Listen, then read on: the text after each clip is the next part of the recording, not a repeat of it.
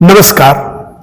જિલ્લા શિક્ષણ અધિકારી કચેરી ભુજ કચ્છ દ્વારા આયોજિત ધોરણ 10 તથા ધોરણ 12ના બોર્ડની પરીક્ષા આપવા જઈ રહેલ વિદ્યાર્થીઓ માટે આયોજિત જ્ઞાન યજ્ઞમાં આપ સૌનું હાર્દિક સ્વાગત છે. વિદ્યાર્થી મિત્રો, ધોરણ 12 સામાન્ય પ્રવાહના ઇંગ્લિશ વિષયમાં આપણે સૌ જાણીએ છીએ, એનો કોડ પણ તમને બધાને ખ્યાલ હોવો જ જોઈએ, 013 છે આપણો. એમાં આજે હું વિશેષ જે સેશન લઈને આવ્યો છું, એમાં સેશનને મેં ટોપિક આપ્યું છે, એને ટાઇટલ આપ્યું છે how to pass in English subject easily. ખરેખર વિદ્યાર્થી મિત્રો, ઇંગ્લિશ સબ્જેક્ટની અંદર જે હાલે પેપર પેટર્ન છે એને જો થોડુંક સ્માર્ટલી આપણે સમજીએ અને એ હિસાબે તૈયારી કરીએ તો ઇંગ્લિશમાં 33 ઇઝીલી આપણે સ્કોર કરી શકીએ છીએ. મારું પરિચય ટૂંકમાં આપું તો myself doctor Naresh Kumar S Kariya. હું સેઠ વીડી હાઈસ્કૂલ ભુજ મધ્યે ધોરણ 11-12માં ઇંગ્લિશ વિષય શીખવું છું.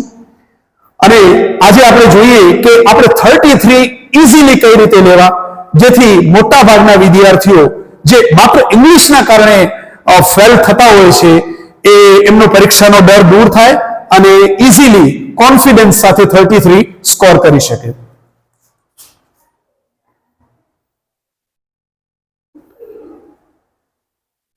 વિદ્યાર્થી મિત્રો, સૌ પ્રથમ હું આપને જણાવું તો આપણે સેક્શન એ, સેક્શન બી અને સેક્શન સી આ 3 સેક્શન પર જો ફોકસ કરવામાં આવે તો મને એમ લાગે છે અને મારો અનુભવ છે એ પ્રમાણે કે નબળામાં નબળો વિદ્યાર્થી પણ સારી રીતે પાસ થઈ શકે.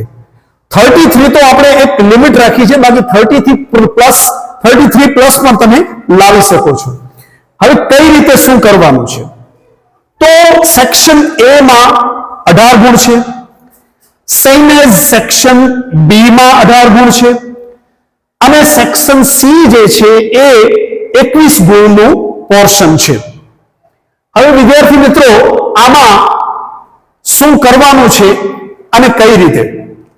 તો પહેલો પ્રશ્ન જે છે આપણા સેક્શન એ અંતર્ગત, એમાં કુલ 4 ગુણમાં તમને આપણા જે પ્રોઝ લેસન્સ છે, જે 10 યુનિટ છે આપણા, એમાંથી કાવ્યને બાદ કરતાને જે પ્રોઝ છે એમાંથી ટ્રુ એન્ડ ફોલ્સ પૂછે છે અને એ ટ્રુ એન્ડ ફોલ્સ 4 માર્ક્સમાં છે. આ સ્કોરિંગ ટોપિક છે અથવા પ્રશ્ન છે. આમાં આપણે સમજી વિચારી અને જો અટેમ્પ્ટ કરીએ, જો લેસનની સમરી પણ ખ્યાલ હોય અને થોડું ઘણું ડિટેલમાં એનો અભ્યાસ કરેલો હોય તો 4 માર્ક્સ તમે ઇઝીલી લાવી શકો છો. એના માટે હું અંતે પ્રેક્ટિસ માટે ડિસ્ક્રિપ્શન બોક્સમાં એક લિંક મૂકીશ. એ લિંકમાં આપેલ પ્રશ્નપત્ર જે જવાબ સહિત છે એ એટલીસ્ટ તમે 5 પ્રશ્નપત્ર પણ સોલ્વ કરી જશો. એના જવાબ એમાં જ આપેલા છે, એના માટે તમારે કોઈ અલગથી એક્સરસાઇઝ કરવાની જરૂર નથી. તો પણ મને એમ લાગે છે કે આ જે 4 માર્ક્સના ટ્રુ એન્ડ ફોલ્સ છે એમાંથી તમે 3 તો લાવી જ શકશો, 4 લાવી શકશો. ત્યાર પછી બીજો પ્રશ્ન એમાં જે છે એ નિયરેસ્ટ મિનિંગનો છે.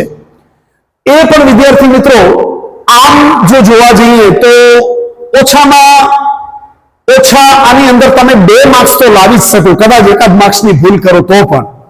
કારણ કે એની અંદર જે વોકેબ્યુલરી જે છે એ પ્રેક્ટિસનો વિષય છે. આનામાં એવું ફિક્સ નથી કે તમે કોઈ 15 કે 20 21 વોકેબ્યુલરી કરો એટલે તમે એમાંથી 3 માંથી 3. હોશિયાર વિદ્યાર્થી હોય કે એવરેજ સ્ટુડન્ટ હોય, આપણે એના માટે ઓછામાં ઓછા હું એમ માનું છું કે એક પેપરમાં 3 આપેલા હોય છે તો આવા 10-30 તો સોલ્વ કરી જ શકીએ. જેટલા વધુ સોલ્વ કરો એટલો આ સ્કોર 3 માંથી 3 તમને મળશે. પણ 10 પ્રશ્નપત્ર જો સોલ્વ કરી જાઓ તો આમાં તમને ક્યાંય વાંધો નહીં આવે, કારણ કે આની અંદર જે શબ્દ છે એની સામે એની ઓપોઝિટમાં જે ઓપોઝિટ ઇન ધ સેન્સ કે એની સામે જે 3 ઓપ્શન આપેલા છે એમાંથી એક પ્રોપર ઓપ્શન આપણે સિલેક્ટ કરવાનું છે. પણ વિદ્યાર્થી મિત્રો, આમાં એક વસ્તુ ખાસ યાદ રાખજો, જે શબ્દ છે એનાઉન્સમેન્ટ શબ્દ છે ફોર એક્ઝામ્પલ, તો એ લખવો જરૂરી છે. એના પછી ડેશ કરી અને એના માટેનું જે ડિક્લેરેશન કે જે પણ રિલેવન્ટ શબ્દો હોય એ લખવાનો. ડાયરેક્ટ જવાબ વિદ્યાર્થી મિત્રો આપણે લખતા નથી. ઇંગ્લિશમાં ઘણા મોટા ભાગના વિદ્યાર્થીઓ ડાયરેક્ટ ટ્રુ એન્ડ ફોલ્સ લખી નાખે છે. મારી તમને નમ્ર વિનંતી છે કે સ્ટેટમેન્ટ લખ્યા પછી ડેશ લખી પછી તમે ટ્રુ કે ફોલ્સ લખો, તો આપણને સારા માર્ક્સ અને પૂરેપૂરા માર્ક્સ આવશે. ત્યાર પછી જે ત્રીજો પોઈન્ટ છે એ છે આઈડેન્ટિફિકેશન ઓફ ફંક્શન્સ. હવે વિદ્યાર્થી મિત્રો આ તમને ઓપ્શન આપેલા જ હશે 4 બરાબર, જે ફંક્શન્સ છે તે. આઈડેન્ટિફિકેશન ઓફ ફંક્શન્સમાં તમને 3 માર્ક્સમાં પૂછે છે એટલે તમને ઇન્ટુ બ્રેકેટ ઉપર એટલે 4 ઓપ્શન આપેલા હશે. અને આ ફંક્શન્સ જે છે એ 11માં તમે જે ભણ્યા છો શીખ્યા છો એ જ છે, નવું કાંઈ છે નહીં. અમુક ફંક્શન્સ એવા છે જે વારંવાર રિપીટ થતા હોય છે. એમાંથી ખાસ તમને કહું તો contrast, indicating contrast, indicating reason અથવા showing reason, indicating place, indicating time, habitual action in the past, એવી જ રીતે talking about a person in relation to something. આ મોસ્ટલી ફ્રીક્વન્ટલી પૂછાતા ફંક્શન્સ છે અને એના માટેની પ્રેક્ટિસ માટેના પેપર હું ડિસ્ક્રિપ્શન બોક્સમાં લિંક મૂકીશ, એમાં આપેલા છે. એ ખાસ તમે પ્રેક્ટિસ કરજો. એક વખત પ્રેક્ટિસ તો વિદ્યાર્થી મિત્રો કરવી જ પડશે. અને મારી સલાહ એ છે કે પ્રેક્ટિસ કરતી વખતે તમે પેન અને પેપર અને પેનનો પણ ઉપયોગ કરો, થોડું લખતા જાઓ તો તમને વિશેષ ઇફેક્ટિવલી યાદ રહેશે. ત્યાર પછી જે છે એ responding to the clues, function based. આ પણ 4 માર્ક્સ જે છે એ ફંક્શન બેઝડ છે અને આમાં તમને જે રિસ્પોન્ડ આપવાનો છે એમાં 4 ઓપ્શન પૈકી કયો રિલેવન્ટ છે, કયો યોગ્ય છે એ માત્ર પ્રોપરલી તમારે આઈડેન્ટિફાઈ કરવાનું છે. આમાં તમારે પોતાની જાતે એ ફંક્શન ફ્રેમ નથી કરવાનું. You have to just identify proper response as per the function. આના માટેની પણ પ્રેક્ટિસ માટેના પ્રશ્નપત્રમાં એની પ્રેક્ટિસ આપેલી છે. ટૂંકમાં આ 8 માર્ક્સ 7 માર્ક્સ એવા છે 3 અને 4 જે તમે ઇઝીલી, ફંક્શન એક ઇઝી ટોપિક છે, એક વખત રીડિંગ કરી જશો અને 1-2 વખત લખી જશો તો આઈ થિંક મને લાગે છે ત્યાં સુધી એમાં તમને ક્યાંય વાંધો નહીં આવે. ત્યાર પછીનું જે છે એ રેકોગ્નાઇઝિંગ એપ્રોપ્રિએટ ક્વેશ્ચન્સ.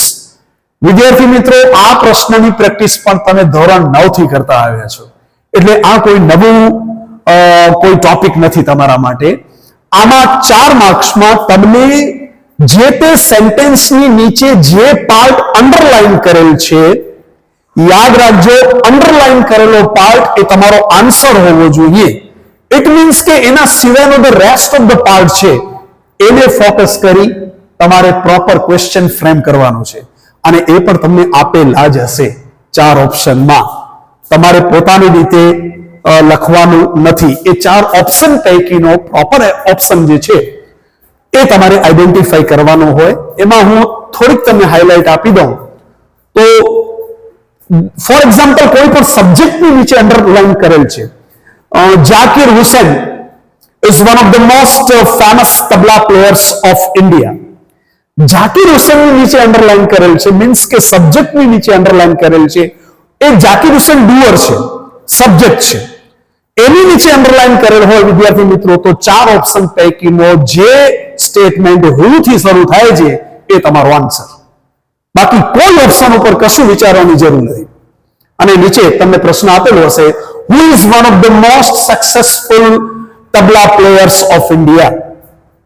તો એ જાકીર હુસેન એ આપણો જવાબ છે. એટલે આપણે એ પાર્ટને છોડીને ક્વેશ્ચનને ફ્રેમ કરવાનો છે. એના માટેની પ્રેક્ટિસ પણ આપણે તમને હું આગળ ફોરવર્ડ કરીશ, શેર કરીશ તમારી સાથે. તો વિદ્યાર્થી મિત્રો આ જે છે સેક્શન A એ કુલ 18 ગુણનું છે અને આપણે જો આમાં જે ડિસ્ક્રિપ્શન બોક્સમાં હું લિંક મૂકવાનો છું એમાં 10 પેપર છે અને એ બધા જવાબ સહિત સોલ્વ કરેલા છે અને ન માત્ર સોલ્વ કરવા ખાતર એ અગત્યના પ્રશ્નપત્રો છે બધા એટલે હું મારા સૌ વાલા વિદ્યાર્થીઓને ખાસ સૂચન કરું છું અપીલ કરું છું કે બેટા એ જવાબ આપેલો જ છે તમે થોડુંક રિફર કરો અને જ્યાં જ્યાં તમને મુશ્કેલી જણાય ત્યાં હું પ્રયત્ન કરીશ કે તમે મને પણ તમારો પ્રશ્ન શેર કરો તો હું એની ટાઈમ તમને રિસ્પોન્સ આપીશ સમજાવીશ કોઈ પણ સમયે વધારામાં મેઇન જે વસ્તુ જે છે એ તમારા ફેકલ્ટી તમારા જે ઇંગ્લિશના ટીચર જે છે એમનો સંપર્ક કરી એ તુરંત સોલ્વ કરો પરીક્ષા પહેલા અને આ પ્રમાણે જો પ્રેક્ટિસ કરશો તો સેક્શન એ માં મને એમ લાગે છે કે 18 માંથી વધુ નહીં તોય આપણા 12 થી 15 માર્ક્સ તો આપણે ઇઝીલી સ્કોર કરી શકશું હવે આગળ આપણે વાત કરીએ સેક્શન બી વન્સ અગેન હું રિપીટ કરું છું વિદ્યાર્થી મિત્રો કે જે વિદ્યાર્થીઓને એમ લાગતું હોય કે સર મને ઇંગ્લિશમાં પહેલી વસ્તુ તો એ છે કે ડર શબ્દનો ઉપયોગ જ નથી કરવાનો આપણે ડર શબ્દ ડર છે ડરની ફિલિંગ જ ન હોવી જોઈએ યા એવી કોઈ ફિલિંગ ન હોવી જોઈએ કે હું શું પાસ થઈશ કે કેમ મારું ઇંગ્લિશમાં કેવું જશે તમારું ઇંગ્લિશનો પેપર સારું જ જવાનું છે એવો મેન્ટલી તમારે પ્રિપેર રહેવાનું છે અને સતત તમારે પોઝિટિવ વાઇબ્રેશન્સ એ જ આપવાના છે કે ઇંગ્લિશમાં આ વખતે હું સારામાં સારું પરફોર્મન્સ આપીશ અને સારામાં સારા માર્ક્સ સ્કોર કરીશ હવે જે વાત જે છે મેઇન 3 સેક્શનની સેક્શન એ સેક્શન બી અને સેક્શન સી આ 3 સેક્શન એવા છે કે જે હાઈએસ્ટ સ્કોર કરનાર વિદ્યાર્થી માટે એવી જ રીતે એવરેજ સ્ટુડન્ટ માટે અને એનાથી પણ બિલો એવરેજ કહી શકાય એવા વિદ્યાર્થીઓ માટે સ્કોરિંગ 3 સેક્શન છે માટે હું તમામ વિદ્યાર્થીઓને એ સલાહ આપીશ કે તમે આ 3 સેક્શન તો ફર્સ્ટ પ્રાયોરિટાઇઝ છે એટલે એના ઉપર વધુમાં વધુ પ્રેક્ટિસ કરી અને બોર્ડની એક્ઝામ માટે જશો સેક્શન બી ની વાત કરું વિદ્યાર્થી મિત્રો તો એમાં કુલ 18 ગુણ જે છે એમાં મેઇન તમને પ્રશ્ન નંબર 19 થી 30 એ 12 માર્ક્સમાં 6 પેરેગ્રાફ આપશે અને એ દરેક પેરેગ્રાફની નીચે 2 પ્રશ્ન આપવામાં આવેલા હશે you can see here main text book based pros એટલે આમાં પણ યાદ રાખજો વિદ્યાર્થી મિત્રો જેવી રીતે આપણે જોયું હતું કે ટ્રુ એન્ડ ફોલ્સ ની બાબતમાં આપણે જોયું હતું કે એમાં પોએટ્રીની આપણે પ્રેક્ટિસ કરવાની નથી અહીંયા પણ પોએટ્રી નહીં ઓનલી પ્રોઝ જે છે બરાબર એ ગદ્ય જે છે જેને આપણે પાઠ કહીએ છીએ એના પેરેગ્રાફ એની નીચે 2 પ્રશ્નોની જો આપણે પ્રેક્ટિસ કરીએ તો આમાંથી આરામથી 12 માંથી 10 માર્ક એટલે કે 5 પેરેગ્રાફ તો એવા આવે છે જે સ્ટોરી ટાઈપના હોય છે અને એના આન્સર રેડીમેડ હોય છે થોડુંક ધ્યાન તમારે આન્સર અટેમ્પ્ટ કરવામાં ત્યાં રાખવું પડે જ્યાં ડાયલોગ ટાઈપનો એક્સટ્રેક્ટ આવે તો એને આપણે ઇનડાયરેક્ટમાં કન્વર્ટ કરી અને એ જવાબ લખવો પડે છે હું જે તે પ્રોઝના સંદર્ભમાં જ વાત કરું છું પણ 5 પેરેગ્રાફ તો એમાં એવા હશે કે જેમાં આપેલ પ્રશ્નના જવાબ રેડીમેડ હશે થોડુંક તમારે અન્ડરસ્ટેન્ડિંગનો ઉપયોગ કરી એ આન્સર પ્રોપરલી ક્યાં છે એને લોકેટ કરી અને આન્સર લખવાનો હશે અને લખતી વખતે વિદ્યાર્થી મિત્રો દરેક નવો સેક્શન નવા પેજ ઉપર આપણે લખશું અને દરેક સેક્શનમાં જે પ્રશ્ન છે એને ક્રમબદ્ધ પ્રોપર પ્રશ્ન નંબર આપવાનો છે ક્યાંય કોઈ પ્રશ્ન લખવાનો નથી પ્રોપર નંબર અને એનો જવાબ તો આના માટેના પણ કેટલાક અગત્યના જે લેસન્સ છે એની હું થોડી વાત કરું તો આમાં મોટા ભાગે જે લેસન્સ છે એનામાં અનફર્ગેટેબલ વોલ્ટ ડિઝની તમે ખાસ તૈયાર કરજો યુનિટ 2.1 ત્યાર પછીનું જે છે એ યુનિટ 4.1 એડજસ્ટમેન્ટ ખાસ તૈયાર કરજો આ વિદ્યાર્થી મિત્રો અગત્યના હું પ્રોઝ કહું છું જેમાંથી વારંવાર પેરેગ્રાફ પૂછાય છે ત્રીજું એટલે કે યુનિટ 5 અને એ છે એન્ડ્સ ત્યાર પછી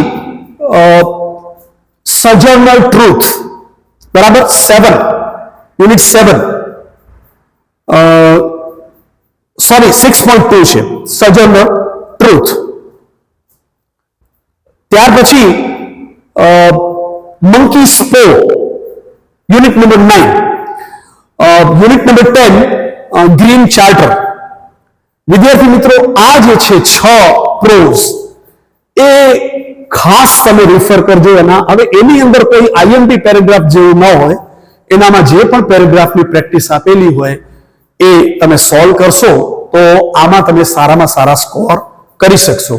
ખાસ કરીને ઓલું યુનિટ રિફર કરજો. કદાચ મારી યુનિટ કહેવામાં ભૂલ નહીં કદાચ થતી હોય તો પણ હું તમને ટાઇટલ બરાબર કહી દઉં, સજર્નર ટ્રુથ, કારણ કે 7.1 જ છે, 8મો ફોર યુથ છે. ત્યાર પછી આપણે શોર્ટ નોટની વાત કરીએ તો શોર્ટ નોટ અહીંયા ગાઈડેડ મીન્સ તમને પોઈન્ટ આપેલા હોય છે અને એમાં 2 શોર્ટ નોટમાંથી તમારે એક જ અટેમ્પ્ટ કરવાની છે. આના માટેના અગત્યના 2 થી 3 પ્રોઝ હું તમને કહું, જેમાંથી એક શોર્ટ નોટ તો પૂછાશે. એ છે એક અનફોર્ગેટેબલ વોલ્ટ ડિઝની, બીજું છે માય એડજસ્ટમેન્ટ અને ત્રીજું જે છે એન્ડ્સ. આ 3 લેસનની શોર્ટ નોટ જો 3 શોર્ટ નોટ કરવામાં આવે તો જેમ કે ટાઇટલ જો લગભગ દરેક પરીક્ષામાં પૂછે છે, ધ ટાઇટલ ધ એડજસ્ટમેન્ટ. હવે ટાઇટલ સિવાયનું પણ ધ એડજસ્ટમેન્ટ કંઈ પણ આવે છે એટલે તમને એ ટાઇટલની શોર્ટ નોટ કામ આવે જ છે. એવી જ રીતે અનફોર્ગેટેબલ વોલ્ટ ડિઝની એક એવી શોર્ટ નોટ છે કે વોલ્ટ ડિઝની ઉપરનું કોઈ પણ Walt Disney's journey from mouse to from cartoon to Mickey Mouse, આ પ્રકારે જે છે, અથવા ફ્રોમ હોર્સ ટુ માઉસ, કોઈ પણ શોર્ટ નોટ પૂછે છે તો એ શોર્ટ નોટ તમે લખી શકો છો. અને એન્ડ્સ લેસન જે છે એમાં મોસ્ટલી પૂછાતી short note ferocious ends of South Africa. એટલે આ 3 શોર્ટ નોટ હું વિદ્યાર્થી મિત્રો ખાસ કહું છું તૈયાર કરશો તો એમાંથી એકાદ શોર્ટ નોટ. અને યસ, સ્ટ્રેસ કંટ્રોલ એક્સરસાઇઝ જે લેસન છે એમાંથી મેન્ટલ ક્વિક ફિક્સિસ, આ પણ એક short note, most important short note છે જે વારંવાર પૂછાય છે. એટલે 4 શોર્ટ નોટ આપણે જો તૈયાર કરીએ છીએ તો મને એમ લાગે છે કે થોડીક તૈયારી કરવી પડશે, પણ અહીંયા માર્ક્સ 3 માંથી તમને 2.5 તો આવી જ જાય. અને કોઈ પણ પરીક્ષામાં પૂછાતી શોર્ટ નોટ છે એટલે ખાસ એ તૈયાર કરવી. અને શોર્ટ નોટમાં કેટલાક મિત્રો પોઈન્ટ લખતા હોય છે તો હું એમને ખાસ સલાહ આપીશ કે please you don't write the points indicating arrows. તમે પેરેગ્રાફમાં લખો છો એમ લખો શોર્ટ નોટ. અને ત્યાર પછી છે recognition of vocabulary, main text book. હવે આની અંદર જે છે વિદ્યાર્થી મિત્રો એ 32, 33 અને 34 એ 3 ખાલી જગ્યા પૂછશે તમને. પેરેગ્રાફ હશે, એ પેરેગ્રાફમાં 3 ખાલી જગ્યા હશે અને એ 3ના જવાબ પણ તમને આપેલા હશે. દરેક બ્લેન્કની પાસે કૌંસમાં એના 3 ઓપ્શન આપેલા હશે અને એ પણ પ્રોઝ આધારિત પૂછશે. એટલે એમાં પણ આપણે જે લેસન્સની વાત કરી તમને, એના જો પેરેગ્રાફ જો તમે બરાબર વાંચશો ને, જેમ કે એક લેસન છે ફોર એક્ઝામ્પલ 8.1 ફોર યુથ, તો એમાં એક એવી લાઈન આવે છે તો એ પેરેગ્રાફમાં પણ છે, the function of education is to. તો ધ ફંક્શન પછી બ્લેન્ક એજ્યુકેશન, તો એમાં ઓફ, ફ્રોમ કે અમને કોઈ પણ ઓપ્શન આપેલો છે તો એમાંથી આપણે ધ ફંક્શન ઓફ એજ્યુકેશન લેવાનું છે. ફંક્શન ફ્રોમ એજ્યુકેશન નહીં, ફંક્શન ઓફ એજ્યુકેશન. એટલે આ પ્રકારના જે છે પેરેગ્રાફ, એની પણ પ્રેક્ટિસ એ આપણા પ્રશ્નપત્રો જેની લિંક હું આપને શેર કરવાનો છું, એમાં સરસ મજાના 10 એક્ઝામ્પલ આપેલા છે. મોસ્ટ ઇમ્પોર્ટન્ટ અને સિલેક્ટેડ છે.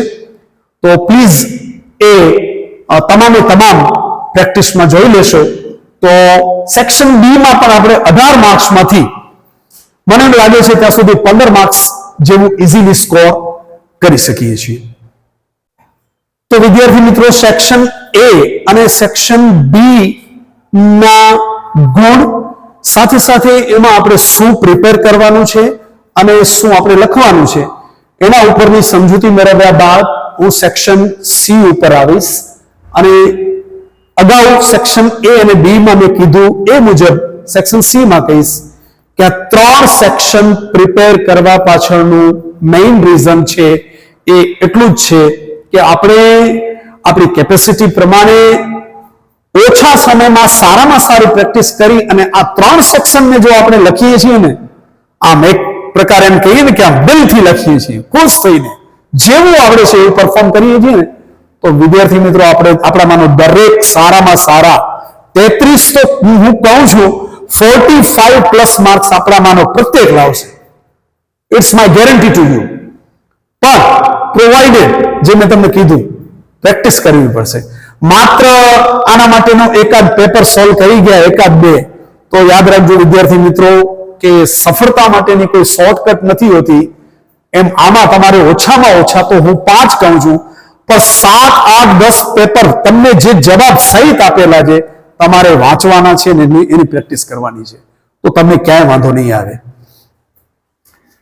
હવે સેક્શન ડી ની વાત કરીએ વિદ્યાર્થી મિત્રો તો એમાં જે 21 ગુણ જે છે સોરી જસ 21 ગુણ છે એક સેક્શન સી માં એમાં પહેલું જ એમાં જે છે રીડિંગ કોમ્પ્રિહેન્શન સપ્લિમેન્ટરી રીડર આમાં તમને ખ્યાલ છે કે જે સપ્લિમેન્ટરી રીડર જે છે જેમાં સિલેક્ટેડ લેસન્સ આપેલા છે જો કે એની પ્રેક્ટિસ ગ્રામરમાં પણ આપેલી છે એટલે એના માટે તમારે કોઈ એન્ડ ટાઈમે દોડાદોડી કરવાની ખાસ જરૂર નથી તમે જો ગ્રામર વસાવી હોય તો ગ્રામરમાં આ પોર્શન આપેલો જ છે એમાં વિદ્યાર્થી મિત્રો એક પેરેગ્રાફ આપશે અને એ પેરેગ્રાફની નીચે 5 પ્રશ્ન આપેલા હશે એ 5 પ્રશ્નના જવાબ તમારે પેરેગ્રાફમાંથી શોધીને લખવાના છે અને એના માટે હું એટલું જ કહીશ કે શાંતિથી એક વખત પેરેગ્રાફનું રીડિંગ કરો પહેલા તો પ્રેક્ટિસ કરો ઓછામાં ઓછા 5-7 પેરેગ્રાફ જો તમે ગ્રામરમાંથી એ પ્રેક્ટિસ કરીને ગયા હશો તો તમને એ 5 ઉપરથી છઠ્ઠો અનનોન હશે ને જે તમે રિફર નહીં કર્યો હોય તો પણ મને વિશ્વાસ છે કે તમે એને 80% જેવું સક્સેસફુલી સોલ્વ કરી શકશો કદાચ કોઈ એકાદ પ્રશ્નમાં તમે ભૂલ કરો બાકી 4 પ્રશ્ન તો તમે સક્સેસફુલી ટ્રુલી આઈડેન્ટિફાઈ કરશો એટલે આમાં પણ કઈ મોઢે નથી લખવાનું આપણે પેરેગ્રાફમાં જવાબ આપેલા છે આપણે પેરેગ્રાફને સમજી વિચારી એક એક પ્રશ્નનો કીવર્ડ જે છે એ પેરેગ્રાફમાં ક્યાં છે કીવર્ડ એટલે ફોર એક્ઝામ્પલ પ્રશ્ન આપેલો છે આવો કે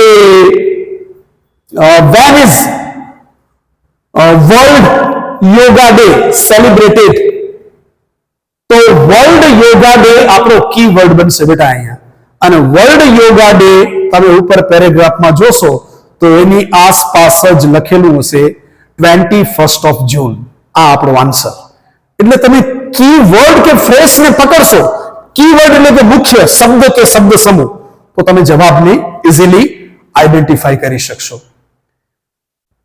5 માર્ક્સમાં છે સ્કોરિંગ ટોપિક છે ત્યાર પછી સમરી રાઇટિંગ જે છે એ પણ 5 માર્ક્સમાં છે પણ સમરી રાઇટિંગ એ થોડું વિશેષ તૈયારી અને અલગથી એનું માર્ગદર્શન માંગી લેતું ટોપિક છે એટલે એના ઉપર હું અત્યારે વિશેષ ફોકસ નથી કરતો એટલું જરૂર આમાં કહી દઉં છું કે આની અંદર સમરી રાઇટિંગમાં જો તમે ફિલ્ટર કરી શકો એના મેઇન પોઈન્ટ્સ એ પેરેગ્રાફના તો પહેલું કામ એ કરો એ પેરેગ્રાફના મેઇન જે અગત્યના પોઈન્ટ્સ છે એને તમે અંડરલાઈન કરો તમે એને આઈડેન્ટિફાઈ કરો અને ત્યાર પછી એને એ પેરેગ્રાફને એક ટાઇટલ જે આપવાનો હોય છે જેનો એક ગુણ છે એ પેરેગ્રાફમાં એક નહીં તમને એક કરતા વધુ ટાઇટલ મળશે પ્રોપર ટાઇટલ આઈડેન્ટિફાઈ કરતા આવડવું જોઈએ દાખલા તરીકે માની લો કે પેરેગ્રાફ પૂછવાનું બેટી પઢાઓ બેટી બચાઓ બેટી પઢાઓ બરાબર છે હવે એ છે યા સપોઝ કોઈ સોશિયલ મીડિયાના એડવાન્ટેજીસ અને ડિસએડવાન્ટેજીસ ઉપર આપેલું છે યા સપોઝ કે કોઈ વાઇલ્ડ લાઈફ સેન્ચ્યુરી ઉપર યા મોસ્ટલી ફેમસ જે પૂછાતું હોય છે સલીમ અલી, અવર ઓર્નિથોલોજિસ્ટ, બરાબર?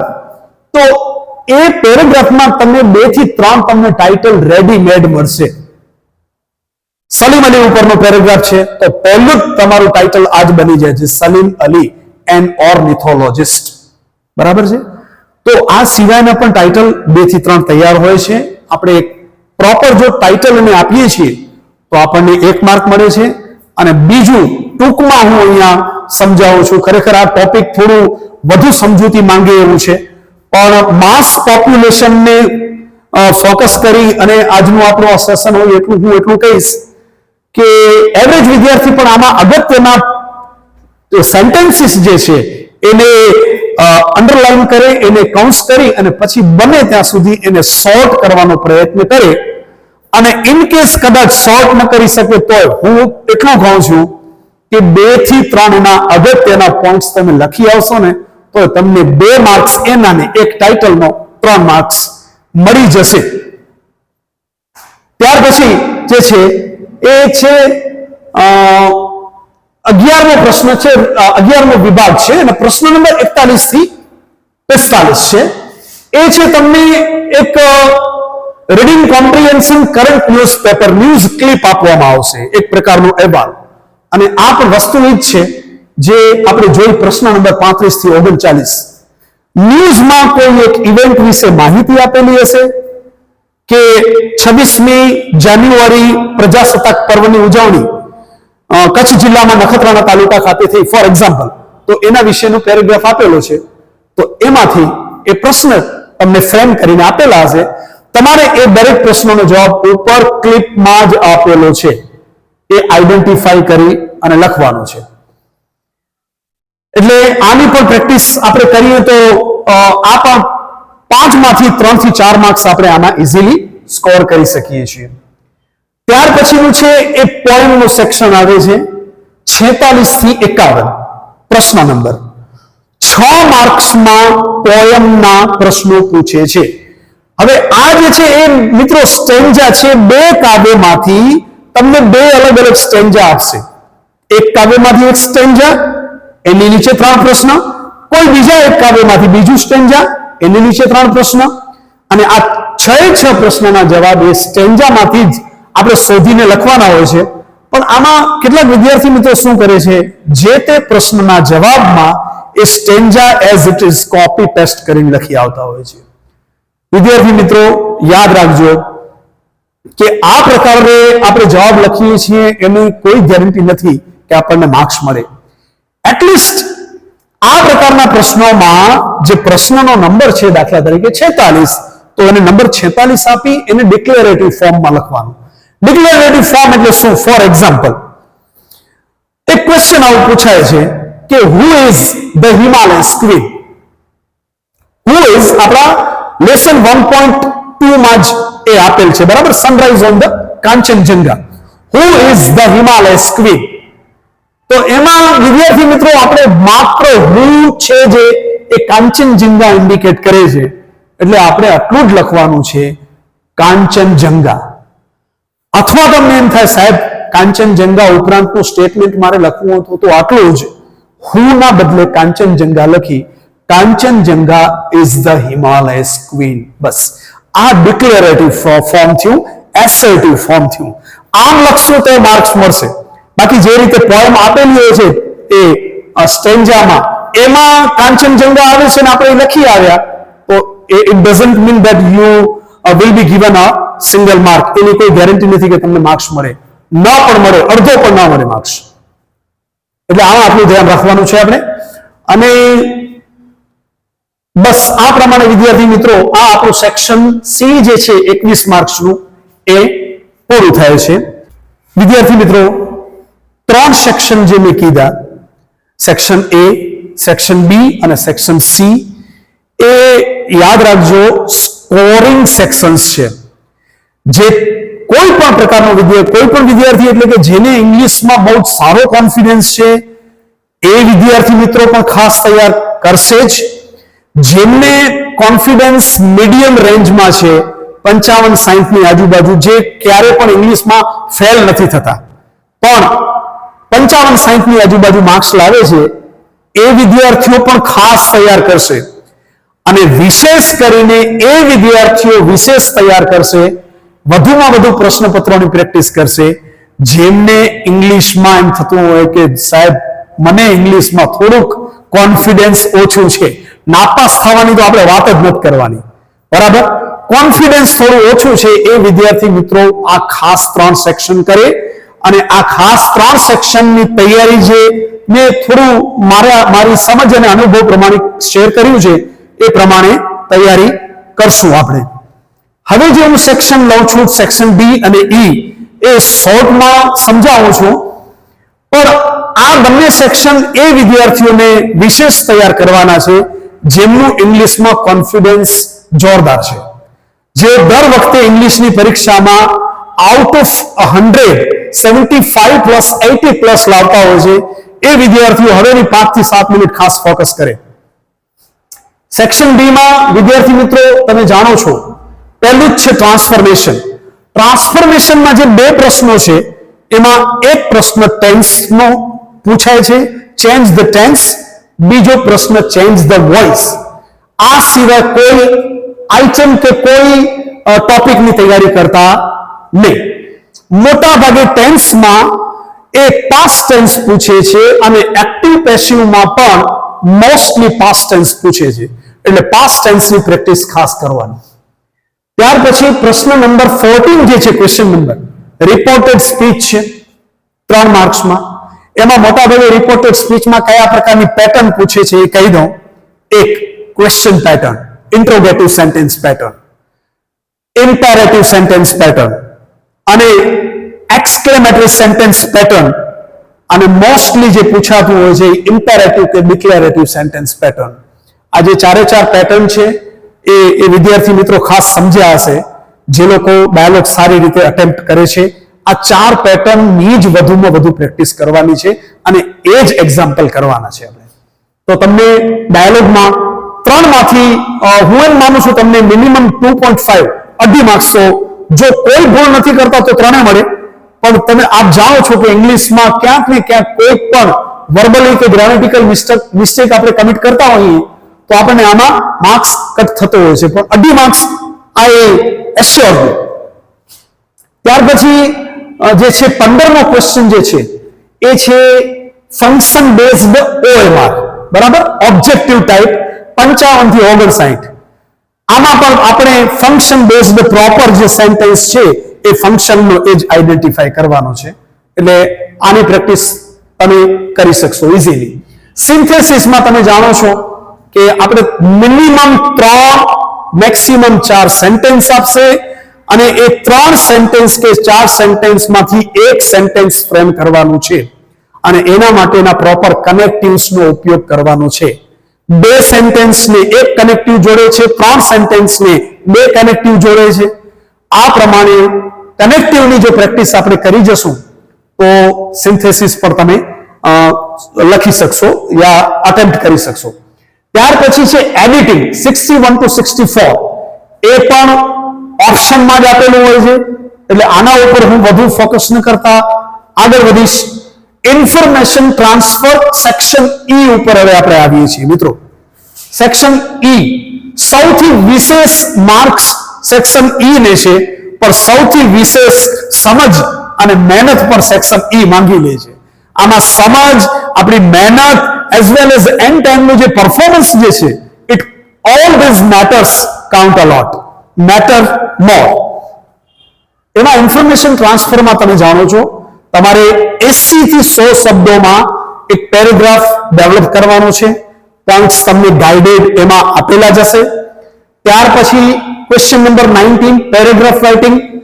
તમને 3 પેરેગ્રાફ અહીંયા મળે છે, એમાંથી યુ હેવ ટુ રાઇટ 1, એક જ લખવાનો છે, બરાબર છે.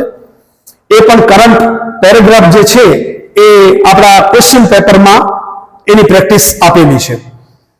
સ્પીચ રાઇટિંગ જે છે એમાં તમને guided in the sense point આપેલા હશે યા એપ્લિકેશન, બંનેમાંથી એક અટેમ્પ્ટ કરવામાં વિદ્યાર્થી મિત્રો મારી સલાહ રહેશે એપ્લિકેશન અટેમ્પ્ટ કરજો, કારણ કે એપ્લિકેશનમાં જે એના સેલ્ફ એડ્રેસ છે, ઇનસાઇડ એડ્રેસ છે, સબ્જેક્ટ છે, ક્વોલિફિકેશન છે, આ બધાનો એક ડોટ કરીને તમને સારામાં સારા માર્ક્સ મળી જશે. એટલે હું સ્પીચ રાઇટિંગની એડવાઇસ ન આપતા એપ્લિકેશન રાઇટિંગની ખાસ ભલામણ કરું છું.